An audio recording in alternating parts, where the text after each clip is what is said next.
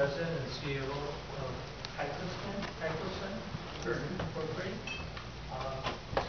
He has had this company for 17 years, over 17 years. It's a company specializes in VLSD detectors and technology. He's an expert in that area. Previously, he was an electromechanical design specialist at Altec Associates, and also previous to that, he was an electromechanical design specialist at Barracks. So pretty much invents this technology for his customers. And he has associates in electronics technology from two colleges. He's an expert in this detection system. Welcome, Jim. Thank you, man. It's my first symposium. I've done plenty of trainings at corporate environments, but thank you, Rick. I really appreciate you insisting on coming to talk about something I really love. I was born in Hawaii. I live down in Honolulu, or in Annapolis, Maryland now. And I've been working on ELSD technology for 25 years. Starting in 1985 at Barracks, we designed and built the original Mark I ELSD, and we went on to the Mark II and the Mark III, and then Altec had bought us and took our technology and then evolved it to their current design. So my history on ELSD is 25 years. I've been coming up on my 18th year independently, supporting them through service and contracts. I developed a lot of contract regimes, because at that time there was a feeling that, wow, are ELSDs just going to be a niche technology, or is it going to be adopted in general? And I was right. As at the time, the in-laws, nobody believed it, nobody could advise me. I go, I'm going to go into evaporative light scattering detection, I'm going to do contracts and service work, and even the folks at Altec were like, well, you sure there's going to be enough work for you? And I'm like, I hope so. Although the economy lately has been a little bit tough, but things have really picked up this year. So I'm here to kind of enlighten everybody on light scattering detection. Go ahead and scroll down a little bit, Rick, if you could, please. Or, just let me do it. I thought you were going to be with me over here. Okay. This slide shows the basics of light scattering. With light scattering, there's a few manufacturers. Right now you have Softa, they're an American company. You have Cetera, which is a French company. You have the Polymer Labs unit, which is now Agilent, and they're selling that in the Cetera. And there's another company called Quant. They make a condensation nucleation detector, and there's also the nitrogen detector. And I'm hot here, actually. I just unloaded my booth, so I'm still sweating here. So there's about 5 different vendors that make them. There's a few different spray regimes. There are different light sources they use. Some use 680 nanometer red lasers. Others are using blue lasers. Some are using blue LEDs. Some are using polychromatic light. The whole purpose of evaporative light scattering is that it's the most universal detection technology invented by mankind so far. It is a universal technique. It is destructive because you're doing an aerosol and you're spraying it, but then you're evaporating it and you're scanning it with a light source. It's mass proportional and non-specific. Now, Cetera, the French, I tend to work on their detectors more because I see those in the QC labs a lot more often. They're very sensitive, and they do use a regime of eliminating the excess aerosol through getting rid of the large droplets through an orthogonal entrance. And what that basically means is when you're running a high aqueous mobile phase, you basically, 10% of the water will be going into the detector. If you're running an organic mobile phase, maybe 90% of the mobile phase will be going into the detector. Understanding the relationship between organic and aqueous is really important, because if you're running an isocratic water, you'll get a certain response, and then if you run an isocratic organic, you'll get a different response for the same concentration, only because the droplets are more volatile and are carrying more sample into the detector to be scanned. So it's kind of nifty when you're optimizing your method. If you're starting off with 100% water and going to 100% organic, to put a little bit of organic in your initial aqueous. There's a couple of good reasons for that, and there's a trend I've been seeing with a lot of ELSD users around the country, is when they're running 100% water in their initial mobile phase, water doesn't stay pure very long. Water is a magnet for life. We don't want any life in the water. We don't want any algae or bacteria or anything like that in there, because it causes the detector to saturate, and it gets very stray light will get excessive over time as the water is contaminated. So it's interesting to see that. I have a little design solution for that problem, which you guys might see later on. But I'm going to go ahead and move this down. So this shows the separation of the large and small droplets. You have an aerosolization phase, an evaporization phase, and then you have the light scattering phase. The magic occurs at a fixed point in space. You've got a focused vapor. You have a light source that's intersecting it at a 90-degree angle. And then with the set arrays, they're using a photomultiplier tube where they're looking at changes in light intensity at a fixed point in space. The change in light intensity is directly proportional to the density of the vapor. So it's not dependent upon UV chromophoric groups. So it is a universal technique. It can be a substitute for RI, UV. I mean, how many people here have heard of the LSD? Well, obviously today everybody's heard of it. How many of you work with it? Okay, how many have never heard of the LSD till today? Anybody here? There's some people who've never heard of the LSD, and it always amazes me. I mean, I've been doing it 25 years, but it is a secret weapon for a lot of companies. I mean, once they have this instrument in their lab, they may be running some lipid analysis. There's a few clients I have, some in California and some here on the East Coast. Their whole platform is on the SEDX55 ELSD. QC, manufacturing, methods development, the whole bit. So once people have it and they're hooked on it, it is the secret weapon for them to do their work. Where's Rick? Let's see. So that's the basics on the theory. I'm going to go into the next slide. Actually, kind of intro down here. Let's see. Next one. This has an interesting table that French were kind enough to supply. It shows, wow, it's a low resolution projector view. 640 by 480. Okay, this just shows a table of the Altec 3300, Polymer Labs 2100, and the Waters UPLC. Would this go higher, Ryan? Slideshow. Oh, did you hit that for me? On my knees. Oh, well, okay. So, Here's the plans.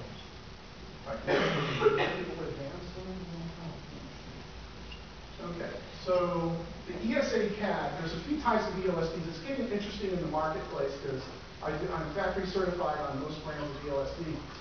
Set arrays are most of my work. Polymer Labs I do see in some places, which is now Agilent, of course. And there's the UPLC ELSD that Waters has, which is kind of based on the old set array. There's the ESA CAD, and there's one more here that's not on here. It's the NCAD, NQAD, which is a condensation nucleation detector. It's called CNLSD, which is condensation nucleation. It's a nano quantity analyte detector. You're basically doing the aerosolization, the evaporization, and then you're doing the light scattering. And then the light scattering is done with one more phase where they're condensing water onto the particles. So once your analyte is dried, they're basically like ice embryos or rain embryos that the water will then trap to, and it makes them more detectable by raising the detection limit by adding a layer of water. It's a very interesting piece of technology. It's not really, robust, but it's a nice other tool to have.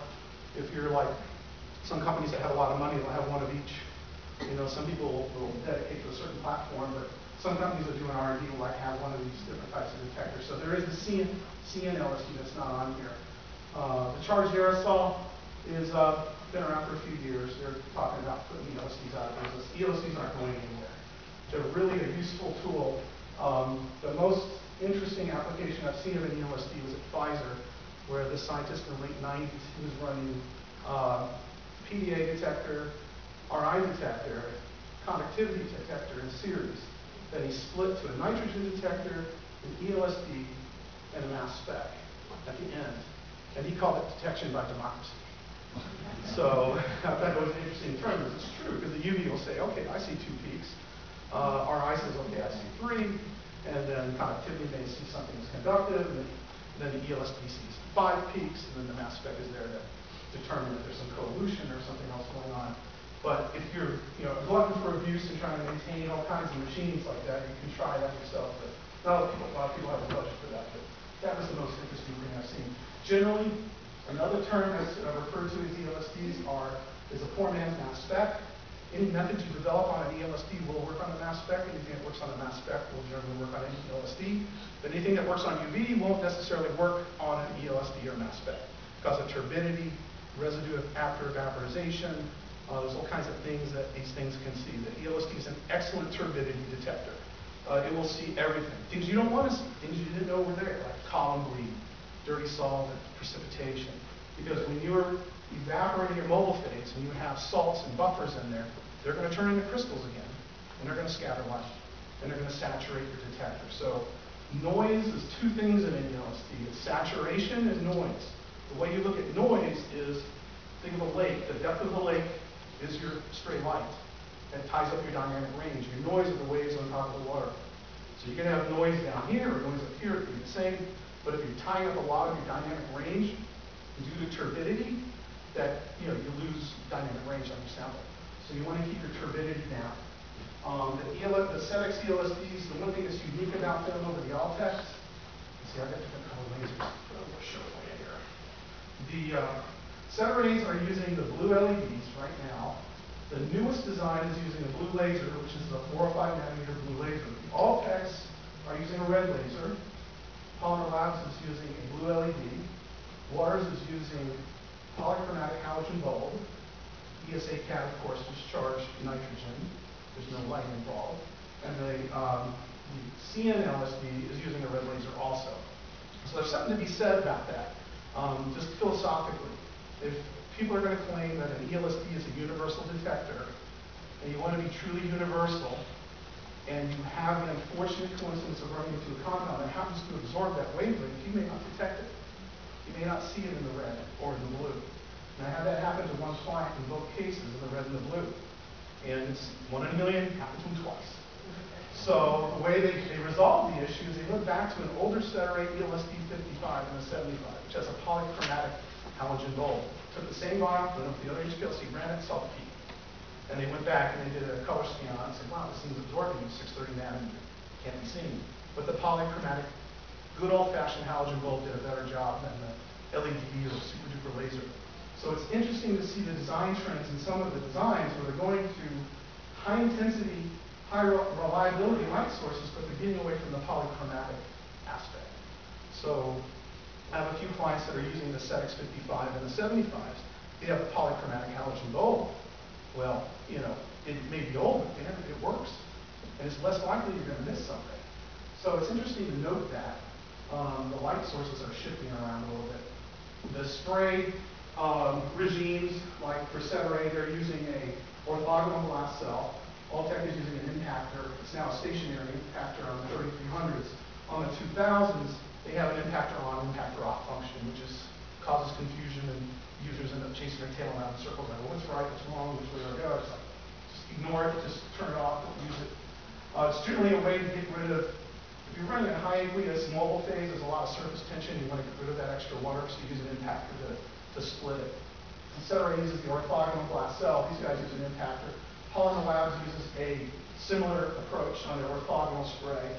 Waters is using another way of defeating the larger droplets. And of course, the ESA CAD has a way of getting rid of the larger droplets. And the condensation nucleation detector also gets rid of the large droplets in another way and then adds water back to it later. So, yes? Can you comment on the UltraCAD? Oh, the UltraCAD? Yeah, I actually have a slide on that here somewhere. Let's see. Scale. Okay, I don't know if this thing's working right. You just have to arrow. Can't even see the laser very either. I'll just arrow it down. Okay. So LT ELSD, that means low temperature ELSD. I do have a slide, I'll come back to that for you, okay? The UltraCAD, there's a comparison. There's control software. I don't really sell these instruments, I mostly just support them. I try to be sort of an independent voice in the marketplace to kind of guide people. If you're not sample limited, you could use another ELSD that's less sensitive, and you just compensate by injecting more sample for what the column can handle. But if you're sample limited, you really want to have a high sensitivity detector. Some people will say, well, sensitivity is not an issue. I'm like, let me write that down. Because it will be at some point. You're going to want sensitivity, and you won't have it, and then you have to buy another instrument to get the sensitivity you need. And generally the settings as I see out there more so than the other units. But I do support the other ones and make them work as best as they can work, you know, because they're all a little bit different. There's the 75 and the 50 and the 85, which is the newer design. The French just made it a little bit smaller. We went to the blue LED. Flow rates up to 3 ml a minute on the solvent. They have a capillary nebulizer for ultra high pressure LC, 50 microliter max. There's another, the standard HPLC nebulizer is 1 ml max. HPLC is up to 2 ml, and then the Chromatography will go up to 5 ml. If you want to do split flows, this is just some technical stuff that's a little bit boring. There's the different models. Some of you may recognize the old 55 ELSD. There's a lot of these. These are still a very viable instrument. Some of them are 15 years old, but we can whip those into shape and support those. It's a purely analog detector. There's no digital electronics in this guy. There's a hybrid of digital and analog electronics in that. This is the beast, the Medusa, I call it. I had it on display today, only because I found this one on eBay. The guy had it on eBay for 1.5 years for $1,000. I was going to buy it for spare parts. And when I got a little money in a few weeks ago, it was gone. They already sold it. I was like, damn. So, the interesting thing was, I was trying to sell an ELSD to another client in North Carolina, a mono single channel, and he apparently had bought this. I sent him a quote. He goes, well, I don't need that unit because I bought another one. I got a good deal on it. I'm like, okay, whatever. And then he called me a couple weeks later. He goes, well, you know, I bought the 754. I thought it was the same as the 75. It was just a whore on me. And I go, well, it's a totally different animal. I mean, this has a spiral drift tube. This has a very short straight tube. This is for multiplexing mass spec.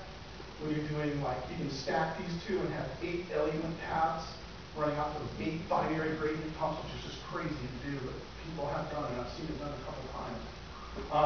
And so he realized it wasn't working, and I said, well, okay, well, come to Papa. What do you want? What do you want? I'm like, I'll sell you a 55 or 2,500. You just trade this to me, and we'll call it even. He did. He jumped on it. I sold him 55, which he's using. I got this for free. I didn't have to pay for it. So it kind of worked out. I thought, well, all was lost, and then I got it. So I was happy to bring it to show off today. And then this is the 60 LT. You don't see many of these.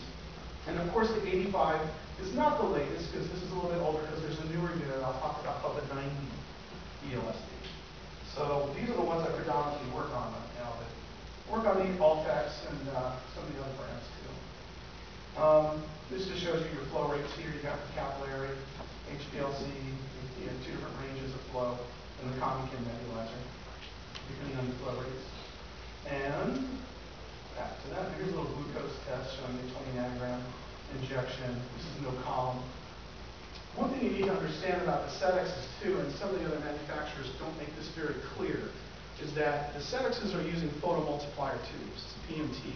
There's no better way to look at photomultiplication or photon multiplication than with a PMT. There's no more sensitive way than to do that with a PMT. Photodiodes have a broad dynamic range, but when you get down in very low light levels, they have a hard time seeing. And the other thing that's good to know about the SETX is you have gain functions of 1 to 12. So a lot of people think in terms of attenuation. They say attenuation, okay, attenuation 1. I think we had a head-to-head comparison with one vendor, and it wasn't, it may have been inadvertent, possibly. But they said, well, our detector was set to gain 1, which is really attenuation 1. You can't really call it gain, attenuation gain, but we call it gain. Because attenuation 2 is 1/2, attenuation 4 is 1/4, because you're dividing into 1. Well, so they set the SETX to gain 1, which is its lowest sensitivity, and they set theirs to the highest sensitivity. They said these are equal. And they shot the injection, the SETX didn't see anything, and their thing saw something. Well, 1 is not maximum sensitivity, 12 is, which is the opposite of attenuation. So people thinking in terms of UV attenuation, they might buy that, but they don't really look past face value. So when I saw that test, I was like, oh man, that's ridiculous. So what happens with the SETX, when you go from gain 1, you may have 200 microvolts of noise. At gain 12, you'll have maybe 1 millivolt of noise. It's talking gas only. Your stray line goes up by 2 as you go up each setting. But the unit's basically 4,096 times more sensitive at gain 12 than it is at gain 1. But you don't have 4,096 times more noise. So you are literally changing your signal-to-noise ratio. You can't do that with the other detectors. It's like a car stereo. You've got noise and signal, and it's just louder noise and signal or quieter noise and signal. The signal-to-noise ratio is the same. With aesthetics, is you're literally changing the signal-to-noise ratio. That's a concept a lot of people don't get. It's really a signal-to-noise function. It makes them very sensitive. I mean, the limits of detection on aesthetics is down to about 300 picograms. 300 picograms right there. Showing a 75 versus an 85. It may be lower than the 90, because the 90s have gone to the blue laser. Again, the 75 has the polychromatic halogen bulb, which again gives you the polychromatic light in case you have an absorptive compound, so you can still scatter light. So there's some benefit to that. The 85s are using the blue LED, a high-intensity blue LED. The new 90s have gone to the blue laser. And the reason they're going to the blue light, because the photomultiplier tube, its maximum sensitivity is at 420 nanometers. This is peak response to blue light. That's photomultiplier tubes are very sensitive to blue light. And there's a curve, response curve. So they're trying to ride right at the top of that response curve. But then, the only 1 in a million problem is you may absorb 405 or 640 or something like that. But the logic is sound. That's kind of, in my opinion, it's migrating away from universality to some level. Now we go to the next one here. Whew. I should have unloaded just before I came and speak. Pretty hot outside. Okay. Come on. Okay, this is the 90. And they've got some pretty good diagrams in here, so that's why I'm borrowing from Ceteray some of this stuff. I'm factory certified with Ceteray and Alltech and a few other vendors, so we can do the full PQ, IQ, OQ, PQs, validation, training, repairs, whatever you need, installation, movements, rebuilding of old units. A lot of stuff we're seeing this year, people are not buying new so much, they're resurrecting, I call it, their old machines, and they've been in mothballs for 5 years, they bring them out. Oh, Tim, it doesn't work. Well, just hasn't had any attention for 5 years. So, but anyway, this is the newest of the designs. It's gone to the 405 nanometer blue laser, which is this. What's interesting with the blue laser, there is a physiological phenomenon. If you look at that blue light from a distance, and I was doing this over there earlier today, that looks like a bunch of small dots when you stare at it. Now, if you look at the beam, it's a very concise, sharp blue dot up close. The beam is not diffusing, it's your eye having trouble focusing on that light that's reflecting off of there. If you walk up to the wall, you see a tiny blue dot. But right now, looking at it like this, I see like 10 or 12 dots. How about anybody else? It's not focused. That's just a function of the light. The way your rods in your eye are having a hard time focusing on it. But it's just an interesting phenomenon. Red doesn't do that to you. But anyway, they've gone to the 405 and gone to a 10 milliwatt output. They've now got the 90 LT LSD running. It's more sensitive signal to noise than the UltraCAD now. They're actually beating the UltraCADs on linearity and sensitivity now. I'm actually running brands hopefully in a few months to play and go to the university over there and get updated on the new machine. Because it's not just the light source, but they've also done some tweaks on the flow cell inside. But again, the laser beam is focused. I'll keep using blue. The laser beam is focused. The output light power is higher than the blue LED. It's still blue. The blue LED is like 460 nanometers. It's a narrow band blue. It's not monochromatic like the laser. The output light power is higher than the LED. It's like way higher. It's like 10 times higher. The LED is 1 milliwatt. I think the laser is around 10. The wavelength corresponds to the maximum sensitivity of the PMT. Almost. The maximum is 420. They're close. I'll cover that slide. The laser wavelength is now available in production due to Blu-ray discs. Blue lasers are getting cheaper now. Here's a method for lipids. And the reason people use the LSDs again is that they are universal, they're mass proportional, you're responsive of a compound if you're analyzing it. Your minor area will be your minor peak.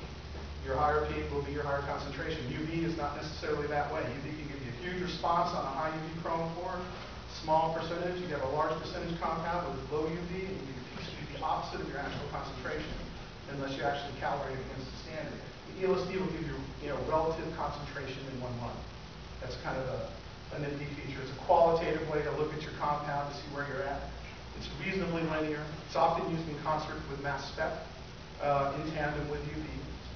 More common is to have the PDA than splitting to ELSD and UV. That's fairly common. I see that a lot. Or people just use the ELSD as the formatted mass spec. Of course, I can't even read that.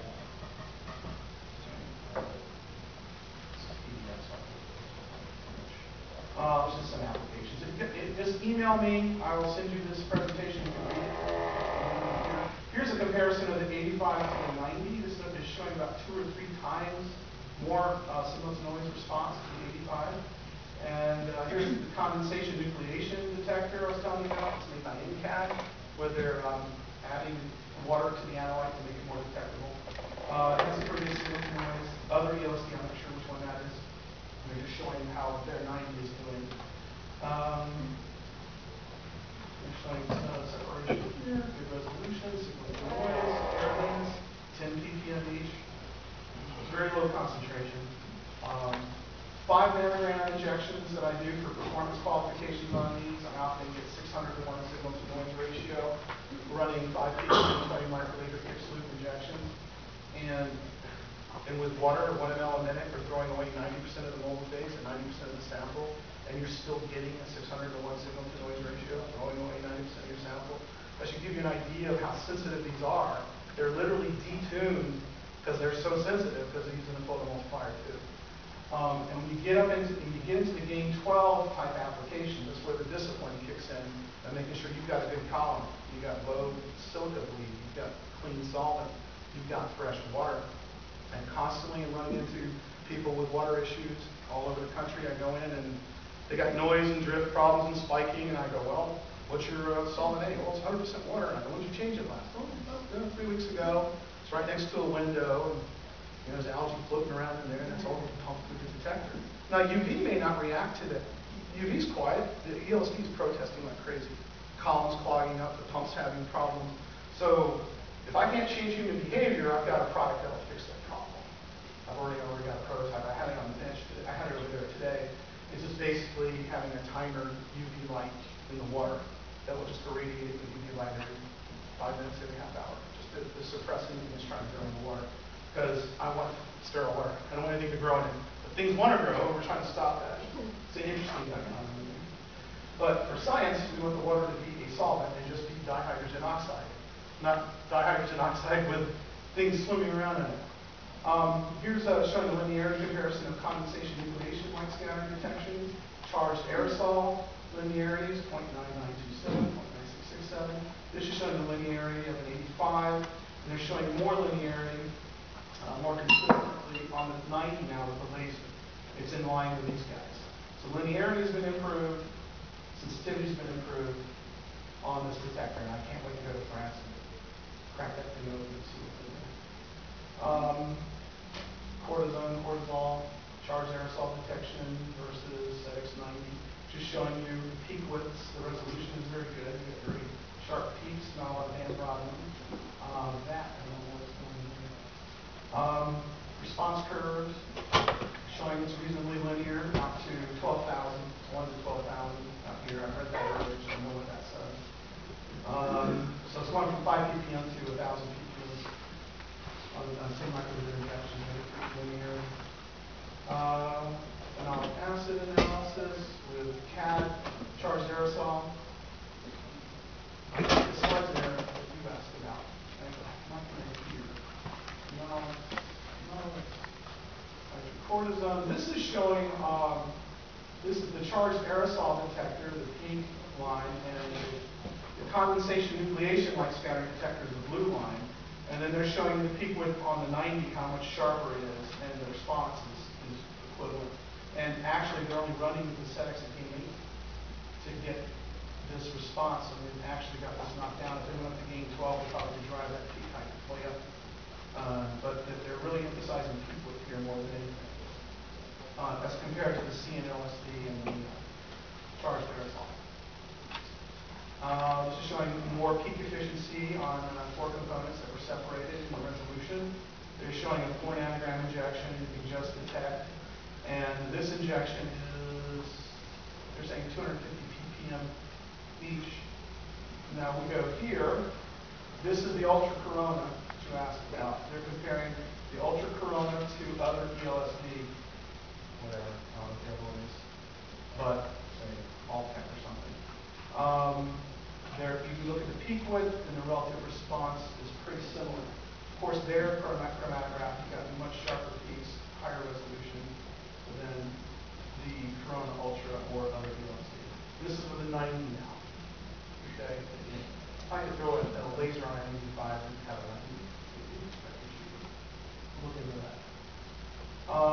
normalized response to 4-phenolic acids on micro HPLC. We're showing the Corona Ultra versus a UV detector versus other ELSDs. And then they're showing the settings 90 in comparison to all those guys. Of course, I can't quite read that one. I mean, I'm impressed overall. I mean, I've grown to understand the settings more.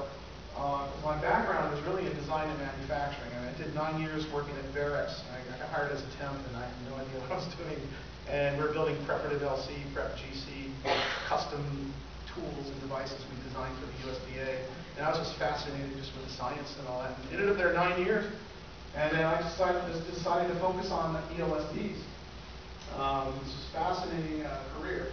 25 years, I'm 50, this year I turned 50, so half my life now I've been working on ELSDs, and I don't know many of the people that are doing that. So I'm probably one of the few that's just focused on ELSDs. I mean, we can work on other equipment, HPLCs, auto samplers, those things are pretty easy to work on. But ELSDs are challenging. I mean, maybe one of you all can educate me on something that happened last week. I run into issues sometimes that take you to the mat, and you're like, what the hell is wrong? Why is this thing not working? I was down at Richmond and did a job to calibrate an ELSD. I figured it'd be a routine job, just go in, get out, do the LODs, do the RSD injections, and leave. And the client just casually mentioned, he goes, oh, I go, well, look, I need 1 ml a minute of water. And he goes, oh yeah, I have it running overnight, ready to go. And I got there, and he goes, oh, by the way, I'm doing 25% on each channel, so it's 100% water, but I'm just doing it. He's not doing a quaternary isochromatic mix thing. But all the lines were in one bottle of water, so it was all water. So it should all have been equal, right? I had a hell of a time trying to calibrate this thing. My RSDs went to hell. I had RSDs of 7% on the first set of injections, and then I switched. It was a manual injector valve with a 20 microliter loop, so it should be ultra solid and reliable. Failed 7 times in a row. Switched valves, got worse. I'm like, what in the hell, man? This is like a guaranteed thing that's really easy to do. I go, John, I was down to my last syringe of reference standard. I'm like, John, I go, can you just turn off that quaternary thing? Just maybe that's what's doing it. He goes, well, it shouldn't matter. I just had it calibrated by Agilent. It should be working. I'm like, yeah, but it's like trying to drink 1 beer by drinking 4 beers. I was like, okay, why do that? When you just drink 1 at a time, why just take it out of 1 bottle? So when we did that, RSD went right down to 2%. And I was like, anybody have any theories why that would be the case? Even though the unit was calibrated and they're mixing the same solvent, and 25% times 4 should be 100%. It's more likely, when you've seen this in the preparative LC area, when you have pistons that are pulling solvent, and you got valves that are opening and closing, you can have a dead stop and create a negative pressure. And while that valve is switching, if that piston's coming back, it's not giving it equal pressure when it's trying to pull the solvent because it's mixing more than necessary. Unless there's something absolutely wrong with this low pressure valve, one of the valves is partially clogged or leaking. Bubbles somewhere. Bubbles? You think so? That's what I thought too. But it's either it's cavitating because maybe the degasser's not working properly. Maybe they didn't test the degasser. Involved probably some air bubble check in there. One of the channels, maybe this is 4 channels, maybe one channel's not degassing all the way, so the other 3 are good, but one channel's throwing a bubble in there. Or maybe check valve, so your flow rate maybe is not actually. Yeah, that's what my colleague said too. He thinks it was probably the degasser.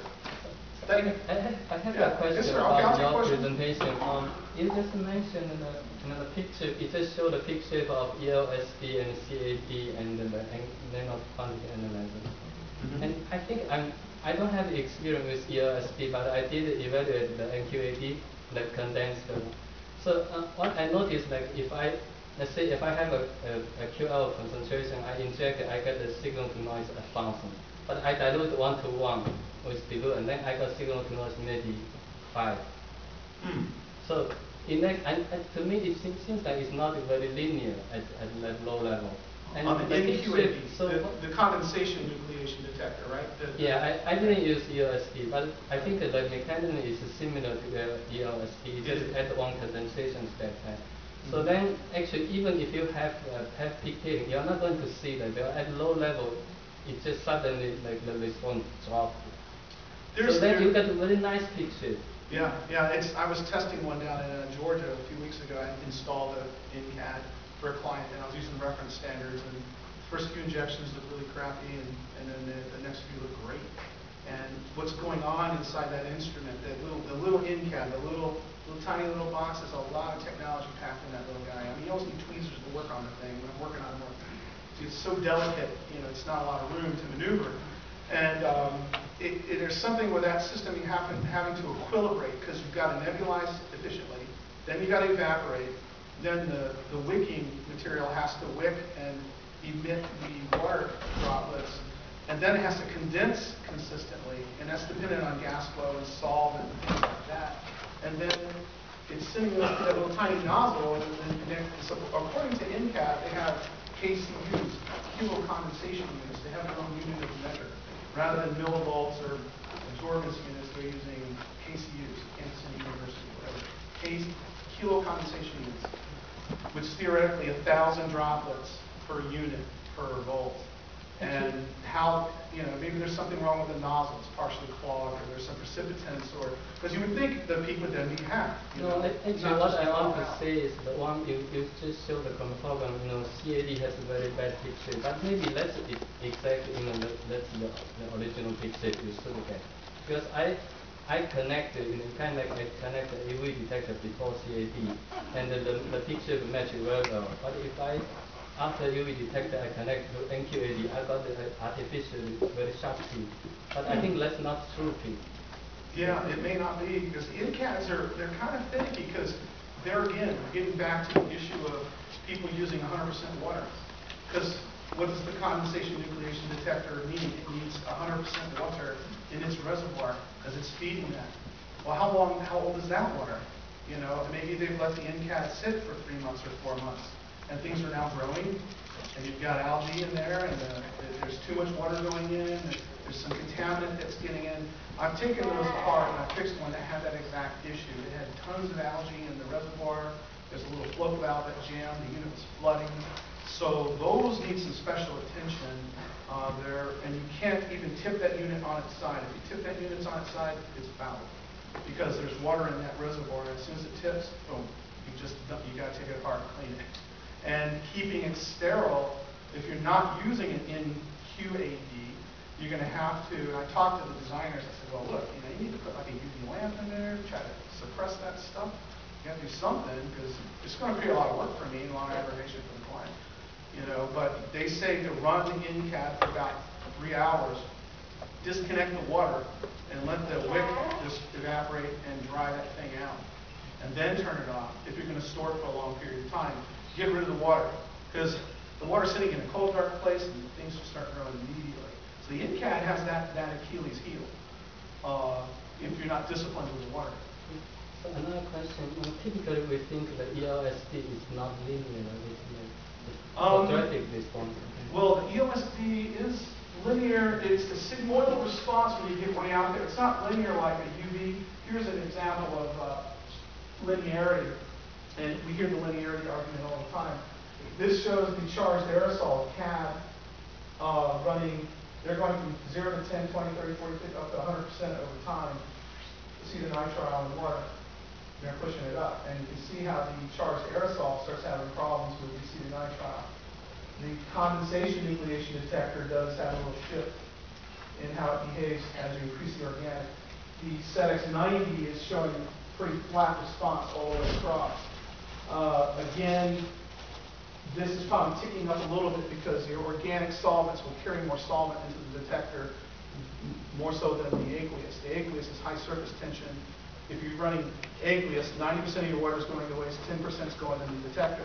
If you're doing organic, 90% is going into the detector and 10% is going to waste roughly. Like chloroform, maybe 100% going in because it's so volatile. It's interesting.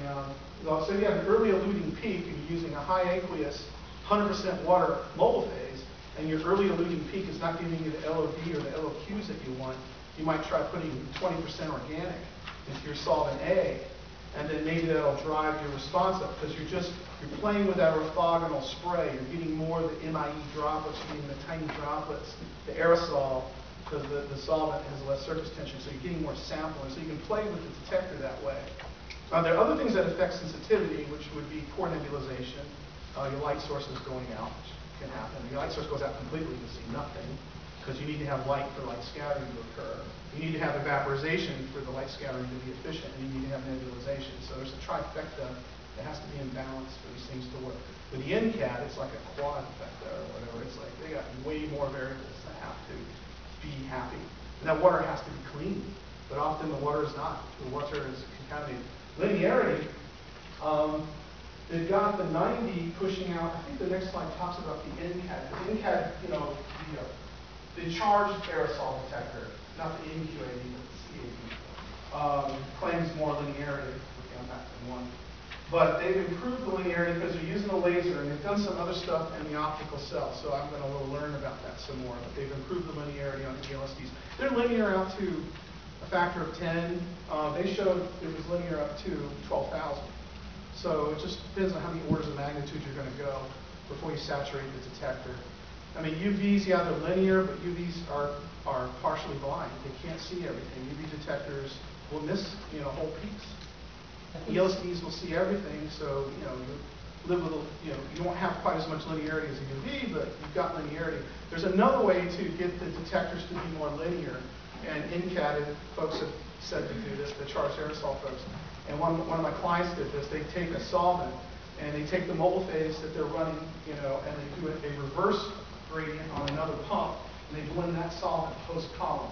So then the detector's getting the same solvent mix at all times. So while you're using the gradient to dilute your sample, you're blending a reverse gradient at the back of the column, using more solvent, but then the detector is nebulizing a consistent viscosity, a consistent solvent mix. So then as you increase your injection concentrations, you get linearity.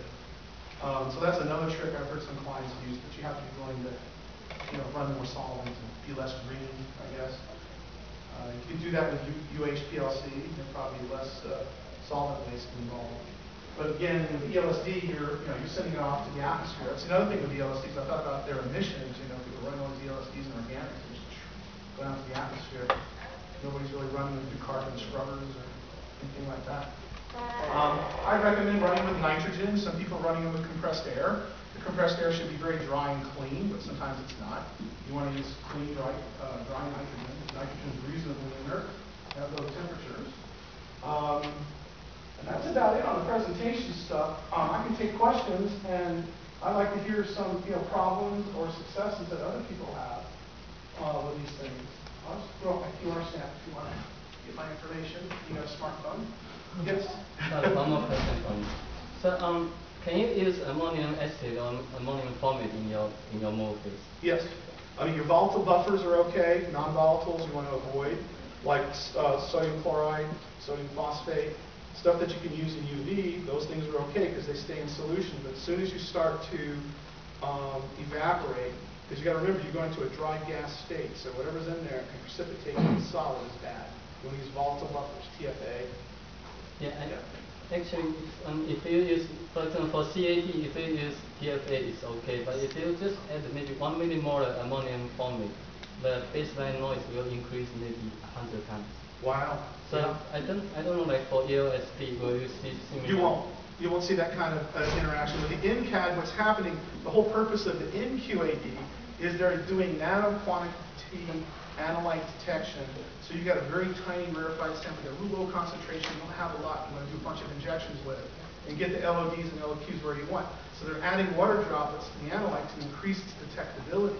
So that's anything. It could be what's turbid, or whatever that material is you're adding to the mobile phase.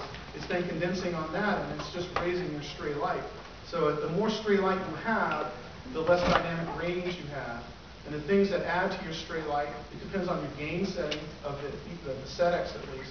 No, there's no gain setting on the NCAD, it's just attenuation. So, yeah. I'm saying CAD, the noise will be. Oh, charged aerosol is what you're talking about. Yes. Corona CAD. Okay, CAD. Were you talking about NQAD before that? Yeah, before. Okay, so now we're on CAD. Okay. All right, I mean, because they sound the same, but yeah, the charged aerosol has some limitations. There's certain things that will cause excess charge to occur. Acetonitrile, that has an effect on it. Other things, other precipitants that could be in that could cause additional charge. Because that's working on a nitrogen charge. They're charging the nitrogen and they're blending it, and then they have a collector that's collecting the charge, which is proportionate to the density of the vapor, but they're not using light, they're using the charge function. So if your mobile phase has a lot of charge, you're creating sort of like a stray light issue, let's say. So you say noise is oscillation, stray light is saturation off of zero. You know, so you might be zero, then you got 200 millivolts with that mobile phase. So are you saying you get oscillation noise? Noise level. Do you also get an elevated baseline too? But actually, because these two, both detectors, based on the nebulization and create aerosol, the mechanism is similar. So why CAD in the Corona CD you will see noise increase, but ELSD won't see noise increase? Because I would say it's probably whatever's in there is being charged. You know, it could be silica bleed will affect the NCAD, it will affect the mass spec, it will affect the ELSD. Anything in the mobile phase that precipitates out will cause that. With the light scattering detector, it's going to cause excess scattering of light on a constant basis, which we call stray light. And then noise will just be contaminants coming off randomly. In regards to the CAD, I'd give them a call because I know some people are hitting some, walls with that instrument with certain applications, certain mobile phases. I think acetonitrile is the phone that we use, and it's one solvent it can't handle. So it kind of screws people up when they have a method. Like, well, you can't use acetonitrile. No, what am I going to do? Acetonitrile is perfectly fine. I think THF. Yeah, on the CAD. Yeah. I may not be acetonitrile, but that's not my specialty machine. Although when that came out, they were saying, well, this is going to obsolete the LSDs. The LSDs will be a thing of the past, and they're not going anywhere. I mean, in '94, the LSDs, I know their potential, and I know what they can do for people. Petroleum industry, drug industry, biologicals, anything that's non-UV absorbing, the LSDs are very useful. The NCAD may have a couple of niche applications that may perform better, and same thing with the CAD, it may outperform the ELSD also. It just depends on your method and your local phase sample. There's so many variables. The why, I'm happy to talk to you later and come to your lab and figure it out. But yeah, you should try an LSD if you haven't. Borrow one from somebody. If somebody in there has one, I would try to borrow one and try your method on that and see if you're less frustrated, if there's less issues. But you're using CAD and NQAD to work at what you've done, what you've said. Yeah. But you haven't tried LSD. That's interesting. Okay. All right, how am I doing on time? Perfect. Are we to Nico? Do you have any more questions? Anybody else have any burning questions? Okay. Okay, can you comment on the general pros and cons of ELSD and PED? PDA? PED, the pulse ample detector. Oh, I really haven't looked at that. I've heard about that, but I haven't really seen that much. I've heard of it, but I don't know. But I don't have no comparisons on those. I just am dealing with the NQAD, the CAD, but I can find out through your card and see if I have any clients out there. Like I got clients doing all kinds of stuff, and my job is to get in and out of there, not being there for a month and solving the problem. Usually I find great, things like, water is dirty, gradient is not working right. Because, when we're at the end of a chromatographic system, you got to be hierarchical. You're at the top of the hierarchical complexity. You got the column, the mobile phase, the column, the auto sampler. And I'm trying to test my detector and it fails.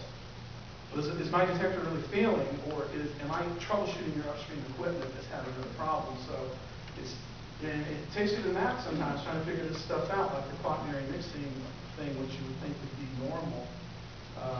I'm going to try it on some other HPLCs and see if my RSPs go bad, but I don't know anything about that particular detector. I'm just scratching my head on the quaternary gradient, which should be the same. But anyway, I think I'm done. Yeah. Thank you, everybody. Appreciate it.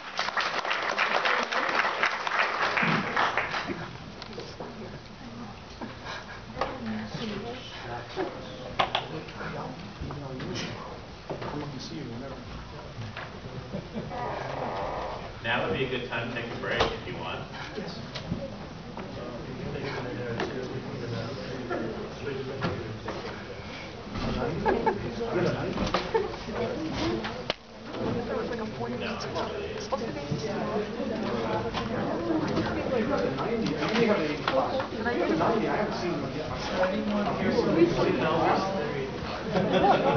Poster We were like 5 minutes late.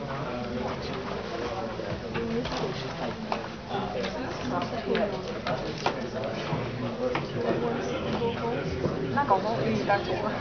And I looked over, oh my God. Back to work. Yeah. Going over. No, I mean, Garrett, I looked it up. He's doing something. He changed something.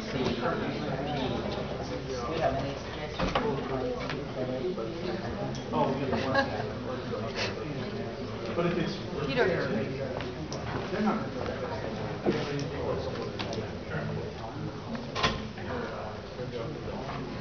Yeah, I don't know who else I'll call. I'm going to call Grace. They started me early, and you ladies missed half of my thing. You're kidding. Oh, it's so why. See, I saw you guys coming here like, got here, I'm like, you're trying to be on time, what happened? no, we got tied up in PLC wasn't working properly. Oh, you had to go back to work? No, we were back at work. Yeah, we only came for 2 talks. This for yours? Well, actually, I recorded it, so Is let's it? see how it is. Uh-oh, got all that on video. I'm going to get in trouble now. Is it still going? Oh, yeah, I got 52